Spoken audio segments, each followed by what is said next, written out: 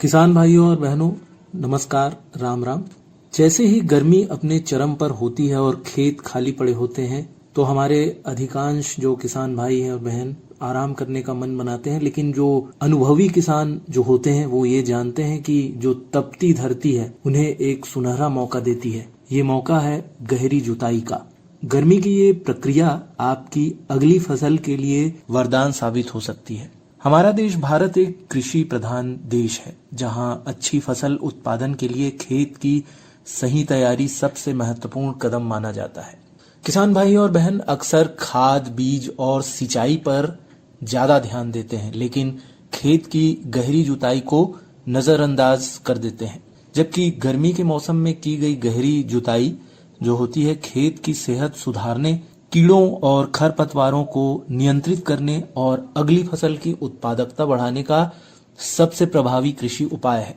गर्मी के दिनों में तेज धूप और अधिक तापमान खेत में छिपे जो हानिकारक कीड़े होते हैं उनके अंडों, रोगजनक जीवाणुओं और खरपतवारों के बीजों को नष्ट करने में मदद करते हैं। अगर इस समय खेत की गहरी जुताई की जाए तो मिट्टी की ऊपरी और निचली परतें उलट पलट जाती है, जिससे कीड़े और खरपतवार धूप के संपर्क में आकर नष्ट हो जाते हैं। किसान भाइयों और बहनों, गर्मी में जुताई क्यों जरूरी है, इसके पीछे का विज्ञान समझते हैं। हम अक्सर फसल कटने के बाद जुताई में देरी कर देते हैं, लेकिन विज्ञान कहता है कि मई जून की तपती दोपहरी में ही की गई जुताई सबसे लाभकारी होती है। इस समय सूर्य की तपन जमीन को अंदर तक गर्म कर सकती है। जब हल या ट्रैक्टर की मूसल जमीन को 6 से 8 इंच से भी अधिक गहरा पलटती है तो नीचे दबी हुई परतें ऊपर आ जाती हैं।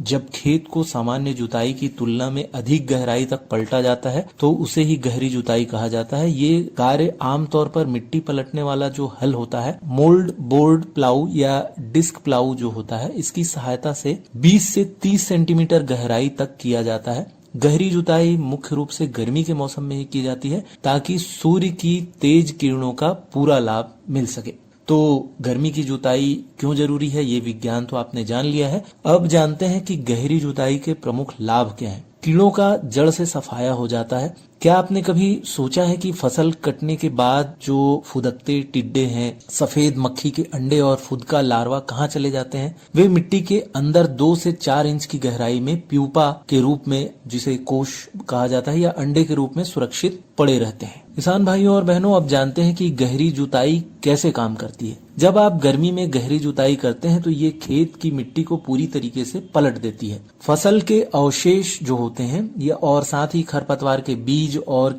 जो कीड़ों के कोश होते हैं वो नीचे से ऊपर आ जाते हैं। अब 45-50 डिग्री सेल्सियस की चिलचिलाती धूप और लू जो होती है इन कोशों को अंदर से झुलसा देती है। जैसे मुख्य रूप से फुदका नाम का एक कीट होता है, व्हाइट ग्रब जो होता है, गन्ना और सब्जियों का ये दुश्मन होता है, ये प्रभावित होता है ऐसे गर्मी में जब मिट्टी को पलटा जाता है। तो इसके अलावा धान में जो है तना छेदक भी आप देखते ही होंगे। तना छेदक जिसे स्टेम बोरर कहा जाता है, धान का सबसे खतरनाक कीट है।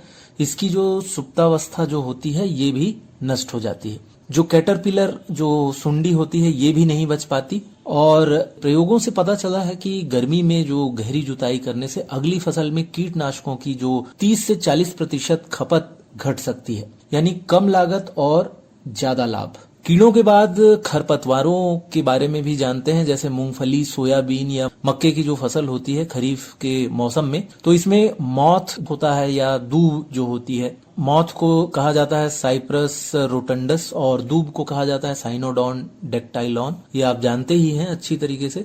ये खरपतवार जड़ के एक छोटे से टुकड़े से भी उगाते हैं। गहरी जुताई से ये सारे जो खरपतवार हैं ये जो है काफी प्रभावित होते हैं। जैसे धूप में झुलस जाते हैं। जब मूसल इन खरपतवारों की जड़ों को ऊपर फेंकती है तो तेज धूप और गर्मी इन्हें सुखा देती है। साथ ही इनकी जड़ें टूट जाती है गहरी जुताई करने से। गहरी जुताई से मिट्टी के ढेले टूटते हैं जिससे खरपतवारों खरपतवारों की जड़ें नाजुक हो जाती है और अपने आप मर जाती है। खरपतवार के जो बीज होते हैं वो भी दब जाते हैं, कुछ बीज तो नीचे दब जाते हैं जहां से वे ऊपर नहीं आ पाते। इस प्रकार हम देखते हैं कि गहरी जुताई केवल कीड़े और खरपतवार ही नहीं मारती है, बल्कि मिट्टी को भी जो है नया बनाती है, युवा बनाती है, ये कहा जा सकता है। इसके अलावा जो वातन जो होता है, एयरेशन जो होता है, मिट्टी में जो है हवा मिलती है। गर्मी में जुताई करने से मिट्टी में ऑक्सीजन की मात्रा बढ़ती है, जो जड़ों के विकास के लिए भी जरूरी है। साथ ही जल धारण क्षमता भी बढ़ती है। जुताई से मिट्टी के कण छोटे छोटे हो जाते हैं और जो पानी को रोकने की क्षमता बढ़ाती है। जैविक मिट्टी जो है ढीली पड़ जाती है और जिसके कारण जल को रोकने की क्षमता बढ़ जाती है। इसके अलावा जैविक खाद का निर्माण जो भी किया जा सकता है। खेत में जो पड़े फसल होते हैं, अवशेष होते हैं, ये गलकर प्राकृतिक खाद बनाते हैं। गहरी जुताई करने का अब सही समय क्या है? तो गहरी जुताई करने का सबसे सही समय, सबसे उपयुक्त समय अभी ही है। अप्रैल से जून के बीच जो समय होता है ये सबसे उपयुक्त है। अब तक अगर आपने गहरी जुताई नहीं की है तो अब कर ले। इस दौरान तापमान अधिक होने से मिट्टी में छिपे कीड़े और खरपतवार तेजी से नष्ट होते हैं, जैसा हम जान चुके हैं। बारिश शुरू होने से पहले ये कार्य पूरा कर लेना चाहिए। गहरी जुताई करने के जो लाभ हैं इसके विषय में तो आपने जान लिया, सही समय क्या है ये भी जान लिया।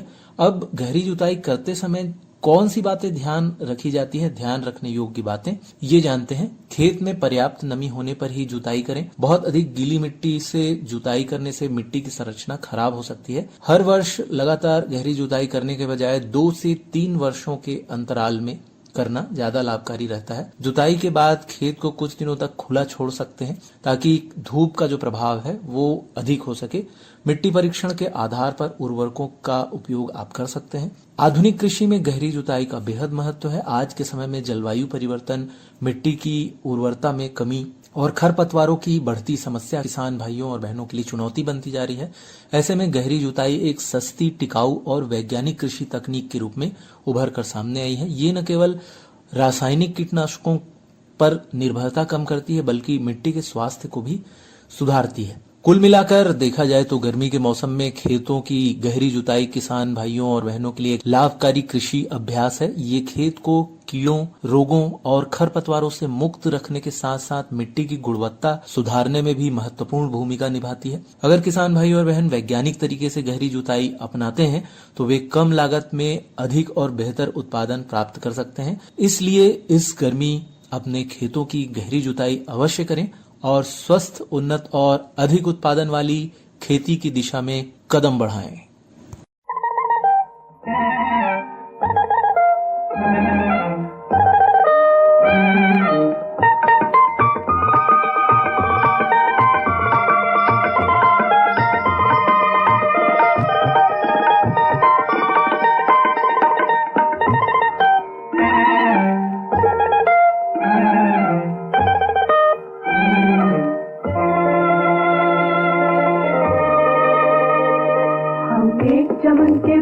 चमन के फूल, अब एक चमन के फूल, चमन के फूल, अब एक चमन के फूल, चमन के फूल, अब एक चमन के फूल, चमन के फूल। हम एक गगन के तारे हैं, हम एक सागर के धारे हैं। हम एक गगन के तारे हैं, हम एक सागर के धारे हैं। एक गगन के तारे, हम एक चमन के फूल, चमन के फूल, हम एक चमन के फूल, चमन के फूल, हम एक चमन के फूल, चमन के फूल, हम एक चमन के फूल, चमन के फूल।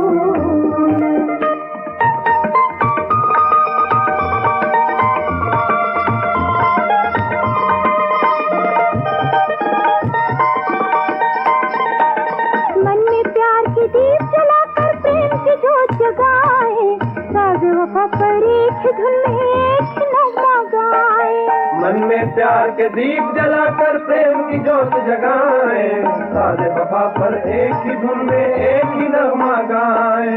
हमें जुदा जो करना चाहे है ये उसकी भूल।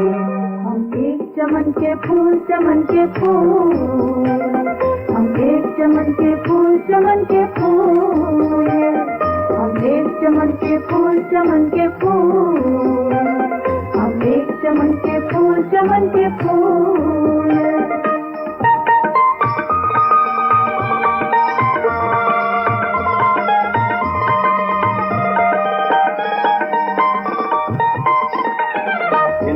मुस्लिम सिख ईसाई हाथ में लेकर हाथ, एक सफर में एक डगर पर चलते हैं एक साथ।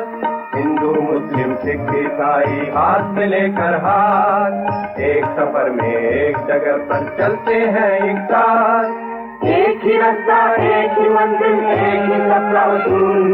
हम एक चमन के फूल, चमन के फूल, हम एक चमन के फूल, चमन के फूल, हम एक चमन के फूल, चमन के फूल, हम एक चमन के फूल, चमन के फूल।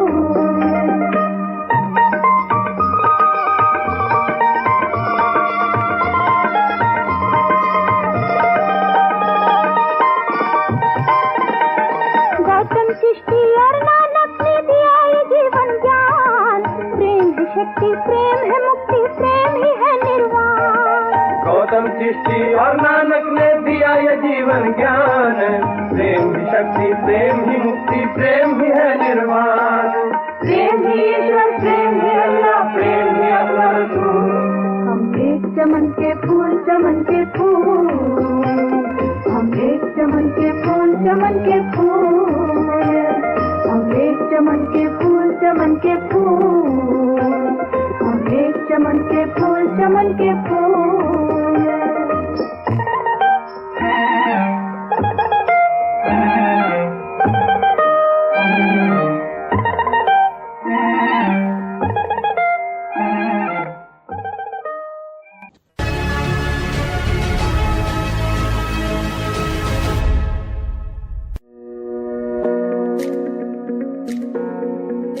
आज भारत का किसान पहले से अधिक सशक्त, समृद्ध और आत्मनिर्भर है।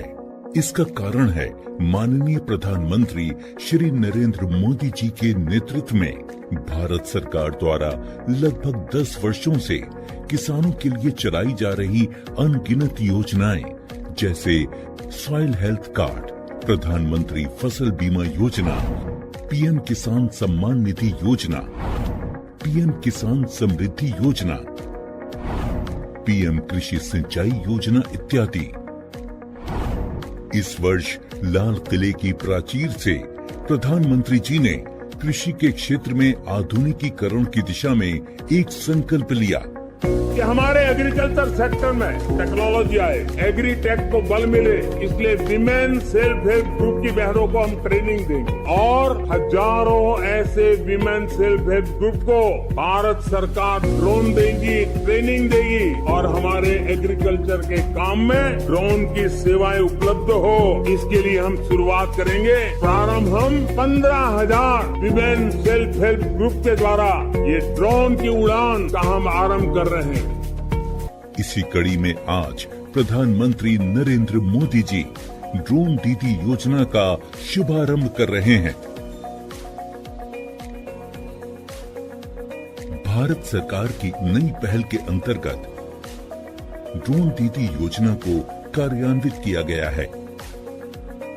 ड्रोन और उसके सहायक एक्सेसरीज की खरीद के लागत का 80% या अधिकतम 8 लाख रुपए तक स्वयं सहायता समूहों को केंद्रीय वित्तीय सहायता प्रदान की जाएगी। इस क्रांतिकारी पहल से अतिरिक्त आय अर्जित करने के लिए हमारे किसान सक्षम होंगे। माननीय प्रधानमंत्री श्री नरेंद्र मोदी जी के नेतृत्व में भारत सरकार किसानों को ड्रोन के उपयोग के लिए प्रोत्साहित कर रही है। किसान ड्रोन का उपयोग कर पारंपरिक खेती के तरीकों को बदल रहा है। आधुनिक हाई रेजोल्यूशन कैमरा और उन्नत सेंसर से लैस किसान ड्रोन भारतीय कृषि क्षेत्र को नई ऊंचाइयों पर ले जाने की क्षमता रखते हैं। कीटनाशकों और उर्वरकों का छिड़काव, हवाई निगरानी, फसल और मृदा स्वास्थ्य की निगरानी, बीजारोपण, क्षतिग्रस्त फसलों का आकलन और फसल बीमा के दावों की जानकारी दे सकता है। किसान ड्रोन की उपलब्धता के लिए केंद्रीय कृषि मंत्रालय द्वारा ड्रोन की खरीद के लिए वित्तीय सहायता दी जा रही है। ड्रोन दीदी योजना को अपनाने से स्वयं सहायता समूह की महिलाओं पर व्यापक प्रभाव पड़ेगा और इनकी आय में भी वृद्धि होगी। प्रधानमंत्री जी। कल तक जो हमारे किसान संसाधन के अभाव में कठिनाइयों में थे, वो अब नई तकनीक की ताकत से मजबूत हो रहे हैं और यही परिवर्तन हमारा नया भारत है, जिसकी गूंज पूरी दुनिया में सुनाई दे रही है। श्रोताओं, कहा जाता है कि जो नारी शक्ति है उसमें साक्षात दुर्गा माँ का निवास होता है। जिला अनूपपुर की ओर तहसील है पुष्पराजगढ़ और गांव का नाम है बहपुरी। यहाँ महिला स्व सहायता समूह है जो कोदो प्रसंस्करण पर काम कर रहा है। इसके लिए एक यूनिट भी लगाई गई है और ये जो समूह है उसके सदस्यों से आइए हम आपको रूबरू कराते हैं। क्या कर रहे हैं वो आइए जानते हैं। अपना परिचय दीजिए। जी, सभी को मेरा नमस्ते। मेरा नाम मायावती है, मैं ग्राम बहपुरी से हूँ। मेरा समूह का नाम लक्ष्मी आजीविका स्वयं सहायता समूह है, उसमें मैं अध्यक्ष हूँ। ये समूह जो है कब से शुरू हुआ है? 2007 से। उसके बारे में बताइए, कितने सदस्य हैं और कैसे इसकी शुरुआत कैसे हुई? हमारे समूह में से 12 सदस्य हैं और हम बैठक लगा करके साप्ताहिक बचत करते हैं। 10 रुपए से हमने शुरू किया था और अभी आज हम 70 रुपए हफ्ते में जमा करते हैं साप्ताहिक। इसकी प्रेरणा कैसे मिली आपको सहायता समूह शुरू करना है? आजीविका मिशन के द्वारा मिला जी। उन्होंने हमारा समूह बनाया और उन्होंने ही पूरा मार्गदर्शन किए थे। कोदो पर काम करना है, ऐसा करके कैसे आपको पता? कोदो पे काम करना है सर, कृषि विभाग की तरफ से हमको बताया गया था कि हम जो हमारे कृषि विभाग में विश्वकर्मा सर हैं वो हमारे गांव आए थे और हमारे समूह से मिले। फिर उन्होंने पूछा कि आप कोदो का काम करोगे? तो हम बोले सर हम तो करना ही चाहते हैं, क्योंकि हमारा समूह बना है, अभी तक हमने कुछ किया नहीं है, तो क्यों ना हम कोदो के ही माध्यम से अपना काम शुरू करेंगे। फिर उन्होंने पूरा हमको बताया कि कोदो क्या करना है, कैसे, तो हमने हाँ कर दी और काम हमने शुरू कर दी। फिर सर मशीन दिलवाए कृषि विभाग की तरफ से। फिर उसमें हम अपना समूह का पैसा लगा करके पहले हमने 20,000 का कोदो खरीदा, रॉ मटेरियल। फिर उसी में हम काम करके उसको फिर 20 रुपए के दर से हम कोदो खरीदे किसानों से। फिर उसके बाद 100 रुपए किलो हम जो जिन लोगों को जरूरत है वो लोग ले जाते हैं, 100 रुपए किलो की दर से हम बेच देते। अभी भी आप इसकी खरीदी अभी भी कर रहे हैं कि इसको जो रॉ मटेरियल कच्चा माल आपने जो कहा कि 20 रुपए किलो के आसपास जो कोदो मिलता है तो वो आपको यहीं गाँव में उपलब्ध हो जाता है? गाँव में भी उपलब्ध होता है और अगर हमको जरूरत है तो फिर दूसरे गाँव के किसानों उसको प्रेरित भी करते हैं कि आप कोदो का खेती कीजिए, क्योंकि वो अच्छे रेट पे वो बिकता है। तो उन्होंने कोदो का खेती भी करना शुरू कर दी है और गांव वाले भी करने लगे हैं। और जैसे हमको ज्यादा कोदो चाहिए तो फिर दूसरे गांव के किसान से हम लोग बात करके उनसे ले लेते हैं। जी, इसमें कोई समस्या तो नहीं आती आपको? नहीं, कोदो की खेती में कोई समस्या नहीं। इस काम को आप कब से कर रहे हैं? जो कोदो प्रसंस्करण यूनिट यहाँ पे जो हम देख रहे हैं 2019 से। 2019 से जी, कृषि विभाग के तरफ से मशीन जो मिला है उसको हम 2019 से काम कर रहे हैं। जी, इस मशीन के जो प्रसंस्करण यूनिट लगाई गई है इसका जो प्रशिक्षण है, ट्रेनिंग, ये भी आपको मिला होगा? जी, कृषि विभाग की तरफ से दिलवाए हैं। जैसे हम लोग उधर भी गए थे डिंडौरी की तरफ, वहाँ पे ट्रेनिंग दिए। वहाँ बहुत बड़ा बड़ा मशीन लगा हुआ है, हालांकि हमारा छोटा मशीन है, लेकिन उन्होंने बताया पूरे कोदो के बारे में, कैसे इसके बिस्किट बनते हैं। मतलब जैसे हम कोदो बस नहीं बेच सकते, इसका बिस्किट भी, नमकीन भी, बर्फी वगैरह सब बनता है। ये सब आप ही लोग बनाते हैं? नहीं, बनाते नहीं, हम लोग ट्रेनिंग करके आए हैं, पर अपने पास उतना उपलब्ध नहीं है तो अभी कर नहीं पा रहे। जो रॉ मटेरियल है उसके बाद जो प्राप्त कोदो रहता है उसके बाद वो प्रक्रिया शुरू होती है जी, बिस्किट बनाने की और जो अन्य सह उत्पाद है जी, पूरा कोदो साफ होने के बाद उसकी आटा जी। हमारे बीच एक और सदस्य हैं इस समूह की, आइए उनसे परिचय लेते हैं। जी, सभी को मेरा नमस्कार। मेरा नाम बिमला मानिकपुरी है और मैं ग्राम बहपुरी से हूँ। मेरे समूह का नाम है लक्ष्मी आजीविका स्वयं सहायता समूह, जिसमें मैं सदस्य हूँ। और हमारे समूह में कुल 12 सदस्य हैं और 12 सदस्य मतलब हर सप्ताह बैठक करते हैं। और हमारा समूह आजीविका मिशन के द्वारा हमारा समूह बनाया गया था। फिर जब हमारा समूह मतलब बैठक अच्छे से चलने लगा, लेन देन अच्छे से हो रहा था, तो फिर सर आए थे आत्मा परियोजना, जैसे विश्वकर्मा सर हो गया, एनडी गुप्ता सर हो गया, 3-4 लोग मतलब सर लोग आए थे। तो उन्होंने फिर हमको बताया कि आप अगर कोदो का काम करना चाहते हैं तो आपको हम एक मशीन दिलवाएंगे, जिससे आपका समूह का मतलब और आय बढ़ते जाएगा। अच्छा। तो फिर हमने पूरे सदस्यों को के बीच में फिर चर्चा किया। फिर सभी सदस्यों ने बोला कि हाँ, हम लोग सब करने के लिए मतलब उत्सुक हैं, हम लोग करेंगे। तो फिर आत्मा परियोजना से एक मशीन दिया गया, कोदो मशीन। फिर हम अपने समूह से जो बचत जमा करते हैं 70 रुपए हर सप्ताह, तो उस बचत से हम रॉ मटेरियल खरीदते हैं 20 रुपए के रेट से। फिर उसको पूरे समूह की जितने भी महिलाएं हैं उनको पहले हम जो रॉ मटेरियल हम किसानों से खरीद कर लेके आते हैं, उससे पहले हम लोग साफ सफाई करते हैं पूरे समूह की महिला मिलकर। और अपने समूह के माध्यम से हम जितने भी समूह की महिला हैं, जैसे एक हफ्ता 5 सदस्य कर करके जैसे हम लोग उनका वो बना दिए हैं ग्रुप 5-5 सदस्यों का। तो एक हफ्ता मतलब 5 सदस्य करेंगे, उसको साफ सफाई करेंगे। फिर उसके बाद हम पैकिंग भी करते हैं जी। फिर पूरे सदस्य द्वारा मतलब 2-3 महिलाएं पैकिंग करती हैं और दो महिलाएं मशीन चलाते हैं। फिर हम जैसे गांव में अगर हम बेचते हैं तो 100 रुपए के रेट से, और फिर पैकेट अगर पैकिंग करते हैं तो मतलब 500 ग्राम आधा किलो का 60 रुपए पैकेट हम लोग बेचते हैं। आप लोग बैठक कब करते हैं? हम लोग हर सप्ताह बुधवार के दिन करते हैं। क्या क्या बैठक में क्या क्या तय करते हैं कि आगे क्या करना है, ऐसा कुछ? जी, जैसे बैठक में पहले जो पूरे सदस्य पहले बचत जमा करते हैं। बचत से किसी दीदी को जरूरत पड़ता है तो अपने बचत से उनको लेन देन करने के लिए कर्ज में देते हैं, और हमारे समूह मतलब 2 रुपए के दर से हम लोग ब्याज में देते हैं। तो पूरे सदस्य मिलकर वही बचत जमा करते हैं और फिर सदस्यों को कर्ज में देते हैं, तो इससे हमारा और आय बढ़ता है। समूह के माध्यम से हम अभी कोदो चक्की का काम कर रहे हैं, तो इससे भी हमारा आय हो जाता है। अभी आपको ऐसा लगता है कि इस गाँव में जो है कोदो की जो खेती है वो कुछ प्रोत्साहन मिला है आपके इस कार्य से? जी सर। तो ज्यादा लोग करने लगे हैं कोदो की? हाँ, हमारे गांव में भी करने लगे। और जैसे हम लोग हमारे एक और मीटिंग लगता है जो CLF है, उसमें जैसे हमारे उसमें 42 गांव जुड़ा है, तो उसमें भी हम लोग बताते हैं। और महिलाएं करना चाहती हैं इसको, हमको बोल रहे थे कि दीदी हम लोगों को भी उन सर से मिलो ताकि हम लोग भी कोदो का काम कर सकते हैं, क्योंकि उनकी तरफ बहुत ज्यादा कोदो होता है। क्या सुझाव देना चाहेंगे उनको? क्या अब उनको बोले हैं कि जैसे जो हमारे कृषि विभाग से जो सर हैं आत्मा परियोजना से, उनसे हम आपको मिलवाएंगे। तो ऐसा करके वो भी आपकी तरह इस क्षेत्र में आ सकती हैं जी।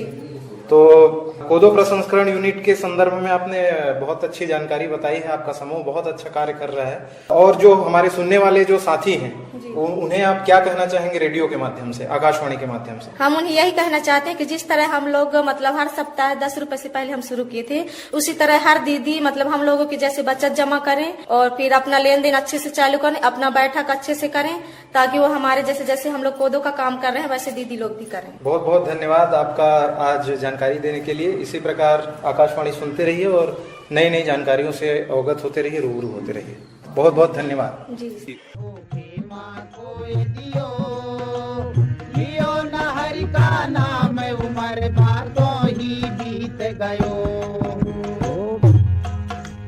बरस 60-70 के भीतर केस सफेद भयो। बरस 60-70 के भीतर केस सफेद भयो। बरस 60-70 के भीतर केस सफेद भयो। बरस 60-70 के भीतर केस सफेद भयो। रोग व्याध सब घेर लिए हैं, नैनन सूर भयो। उमर धोखे माँ खोए दियो, उमर धोखे माँ खोए दियो। लियो न हरि का नाम, उमर बातों ही बीत गयो।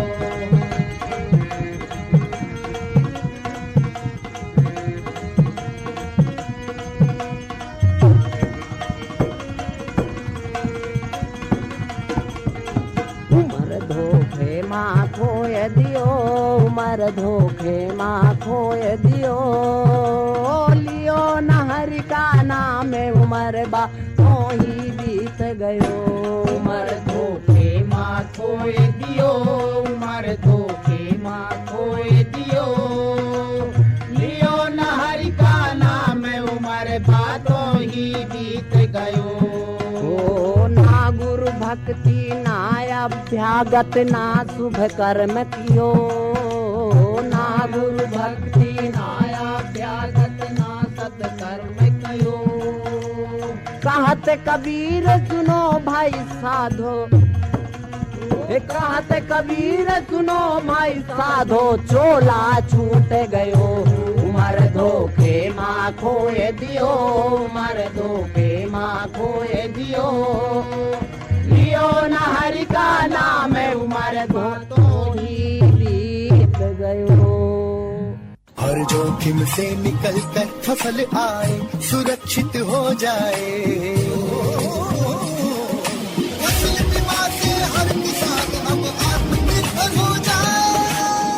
संकट के समय प्रधानमंत्री फसल बीमा योजना किसानों के लिए वरदान है। अब सूखा पड़े या बाढ़ आ जाए कोई डर नहीं, अब ओले पड़े या कीट पतंगे फसल खा जाए कोई फिक्र नहीं, क्योंकि हमने लिया है प्रधानमंत्री फसल बीमा। बुआई से फसल कटाई तक हर जोखिम का दावा, न्यूनतम प्रीमियम पर अधिकतम भुगतान का वादा। योजना से हर साल जुड़ रहे हैं 5 करोड़ से ज्यादा किसान। अब आपकी है बारी। नजदीकी कृषि कार्यालय, सहकारी समिति, बैंक शाखा, अधिकृत बीमा कंपनी या जन सेवा केंद्र में स्वेच्छा से करा सकते हैं पंजीकरण। फसल बीमा पोर्टल या फसल बीमा ऐप द्वारा भी कराया जा सकता है पंजीकरण। प्रधानमंत्री फसल बीमा योजना, आपकी फसलों का संपूर्ण सुरक्षा कवच। कृषि एवं किसान कल्याण मंत्रालय, भारत सरकार। किसान भाइयों और बहनों, विश्व खाद्य सुरक्षा दिवस हर साल 7 जून को मनाया जाता है। इस वर्ष 2026 में इस दिवस की थीम है बोझ से समाधान की ओर, हर जगह सुरक्षित भोजन। इस दिवस को 2019 से ही विश्व स्तर पर मनाया जा रहा है ताकि सुरक्षित भोजन के महत्व और खाद्य जनित रोगों की रोकथाम के बारे में जागरूकता बढ़ाई जा सके। संयुक्त राष्ट्र द्वारा स्थापित और विश्व स्वास्थ्य संगठन यानी WHO और FAO food and agriculture organisation के संयुक्त नेतृत्व में मनाया जाने वाला ये दिवस इस बात पर जोर देता है कि खाद्य सुरक्षा उत्पादकों से लेकर उपभोक्ताओं तक सबकी जिम्मेदारी है। ये जो विषय है ये असुरक्षित भोजन से उत्पन्न वैश्विक स्वास्थ्य बोझ को समझने और बीमारियों की रोकथाम के लिए विज्ञान आधारित समाधान लागू करने पर केंद्रित है। प्रतिवर्ष 6 करोड़ खाद्य जनित रोगों के मामले सामने आने के साथ इस अभियान का उद्देश्य आपूर्ति श्रृंखला के हर चरण में खेत से लेकर मेज तक खाद्य सुरक्षा उपायों को मजबूत करना है। खाद्य जनित बीमारियां जो अक्सर जीवाणुओं, विषाणुओं, परजीवियों या रासायनिक पदार्थों के कारण होती है, मानव स्वास्थ्य के लिए अदृश्य खतरे हैं।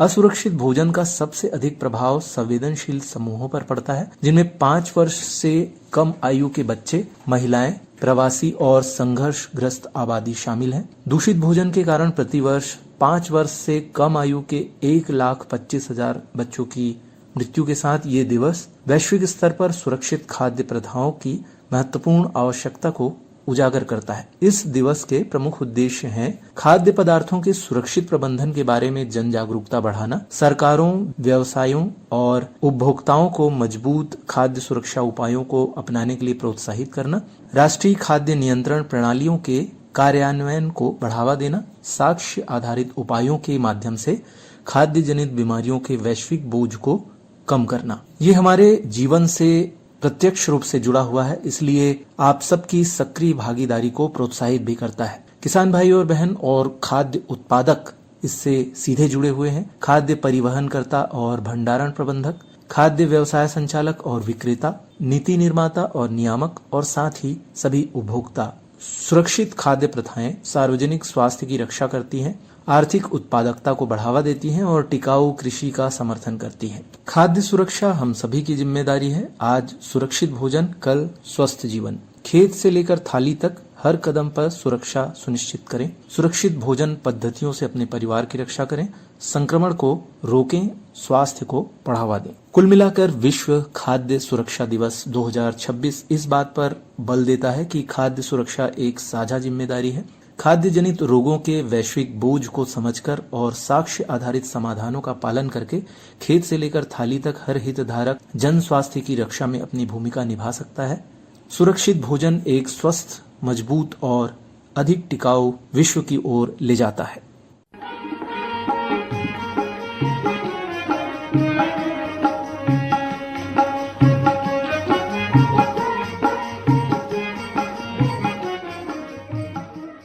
किसान भाइयों और बहनों, किसानवाड़ी कार्यक्रम आज यहीं तक। जय जवान, जय किसान, जय विज्ञान, जय अनुसंधान। आप सबको नमस्कार और राम राम।